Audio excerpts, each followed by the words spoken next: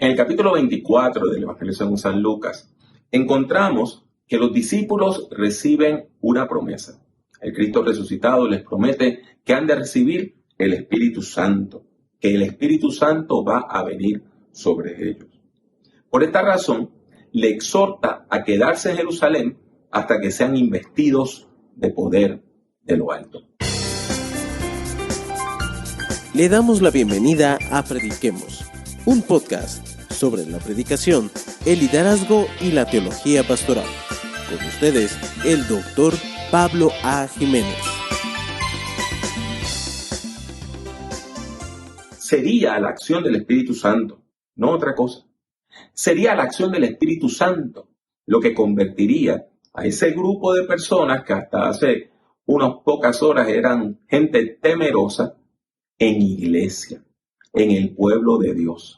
A esos discípulos que estaban escondidos, el Espíritu Santo los iba a convertir en la iglesia de Jesucristo.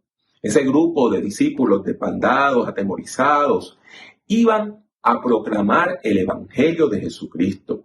La acción del Espíritu Santo iba a capacitarlos para hacer la misión de la iglesia. En Hechos 1, esa promesa se vuelve todavía más clara, porque el Espíritu Santo se dice que le va a dar poder para testificar y para llevar a cabo la misión encomendada, desde Jerusalén hasta llegar a lo último de la tierra.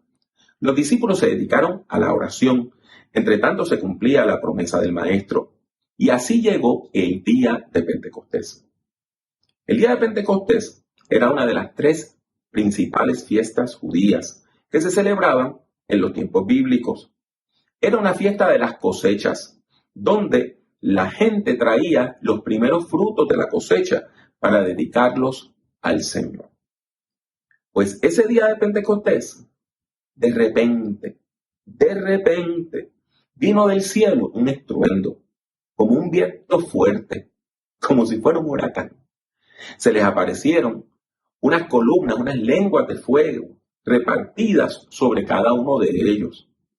Y junto con esas lenguas recibieron la capacidad de hablar en otros idiomas, en idiomas nuevos que hasta ese punto desconocían, pero Dios les estaba dando esa capacidad con un propósito específico. Esos dones no eran para uso privado ni para exhibición, y mucho menos para vanagloriarse de que habían tenido una experiencia fantástica o sobrenatural. El propósito de las lenguas era hablar las maravillas de Dios, o sea, comunicar el Evangelio de Jesucristo. Y por medio de esa proclamación es que se conforma la iglesia.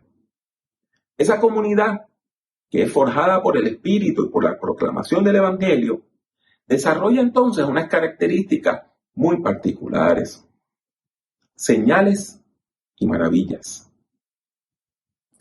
unidad, solidaridad, compasión, perseverancia en la fe, comunidad de mesa, compartían los alimentos, un espíritu de alabanza, tenían el favor del pueblo y tenían un fervor evangelístico. Estas características se derivaban de la acción del Espíritu Santo, que al caer sobre la iglesia la transforma en una comunidad sanadora, en una comunidad de reconciliación, de misericordia y de perdón. Yo provengo de una tradición protestante que originalmente se llamaba el movimiento de restauración. Un movimiento que buscaba el ideal de restaurar la iglesia conforme al modelo del Nuevo Testamento. Nuestros patriarcas y nuestras matriarcas entendieron que la iglesia de su tiempo necesitaba ser restaurada, renovada, y lucharon por eso, y Dios se lo concedió. Por eso fue que forjaron, a finales del siglo XVIII y comienzos del siglo XIX, una nueva comunidad de fe, un nuevo estilo de adorar, una nueva forma de acercarse al Señor, porque entendían que la iglesia tenía que ser renovada. Y hoy, ya en el siglo XXI, La idea de renovar la iglesia sigue siendo sumamente importante. ¿Por qué? Porque la iglesia es necesaria. Necesitamos la iglesia. Necesitamos la iglesia porque usted y yo necesitamos una comunidad donde la gente nos conozca por nuestro nombre, donde la gente nos reciba sin prejuicios, sin juicios y sin explicaciones. Una comunidad que nos acepte como somos, en el nombre del Señor Jesucristo. Necesitamos esa comunidad donde la gente nos llame hermano y hermana y sea de corazón. Aunque no seamos familia de sangre, necesitamos una comunidad donde de nuestra buena voluntad podamos compartir nuestros bienes los unos con los otros para cubrir a aquellas personas que están en necesidad sin pedir un recibo. Necesitamos una comunidad donde podamos abrazar niños que no son nuestros y cuidarlos con el amor que lo haríamos por los nuestros, porque es Dios quien pone ese amor en nuestros corazones. Y así es que en la iglesia se van forjando toda una serie de relaciones sólidas, que a veces son más fuertes que las relaciones de sangre, que las relaciones de familia.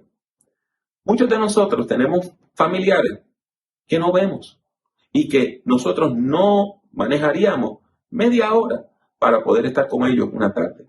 Sin embargo, a veces viajamos grandes distancias para estar con nuestros hermanos y nuestras hermanas en la fe. ¿Por qué? Porque hay un lazo que nos une. Y ese lazo tiene que ver con la obra del Espíritu Santo. Y para hacer ese tipo de iglesia, la iglesia que es dirigida por el Espíritu Santo es una comunidad sanadora, necesitamos la acción del Espíritu Santo en nuestros medios. Por eso, en esta hora, yo le invito a que se una. Vamos a unirnos y vamos a levantar una voz, un clamor a Dios. Y vamos a pedirle a Dios un nuevo derramamiento de su Santo Espíritu. Un derramamiento que nos dé poder para testificar. Un derramamiento que permita que el Espíritu Santo nos capacite para llevar a cabo la misión de la iglesia. Un derramamiento del Espíritu Santo que sane nuestras iglesias. Sí, que nos sane. Que nos sane. Porque una iglesia enferma no puede sanar. Una iglesia endurecida no puede ministrar. Una iglesia ciega no puede ver al necesitado. Una iglesia sorda no puede oír el clamor del pueblo. Una iglesia amargada no puede consolar. Una iglesia indiferente no puede ser misericordiosa. Una iglesia legalista no puede ser compasiva. Una iglesia chismosa no puede tener palabras que restauren a la persona necesitada. Una iglesia que vive de apariencias no puede dar testimonio de la verdad. Una iglesia que juzga y señala no puede ser instrumento de la gracia transformadora de Dios en Cristo. Y por eso, en esta hora, únase a mí y vamos a orar y vamos a decir, ven Espíritu Santo. Porque una iglesia puede sanarnos, pero también nos puede herir profundamente. Y lo triste es que ambas cosas pueden pasar en un mismo día. Ven Espíritu Santo, transfórmanos y úsanos como instrumentos de sanidad, de perdón y de reconciliación. Ven Espíritu Santo, restaura a la persona herida, sana los corazones rotos. Ven Espíritu Santo a mi casa, a mi iglesia, a mi comunidad, a mi pueblo, a mi país. Ven Espíritu Santo, ven a mi iglesia local y conviértela en una comunidad sanadora. En el nombre de Jesucristo clamamos diciendo, ven Espíritu Santo, ven.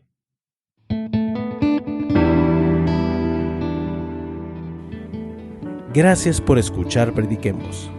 Puede encontrar otros escritos, audios y videos del Dr. Jiménez en su página personal www.drpablojimenez.com. Siga al Dr. Jiménez en Twitter, Instagram y YouTube. Sintonice Prediquemos y comparta nuestros enlaces con sus amistades. Que Dios le bendiga mucho y que Dios le bendiga siempre.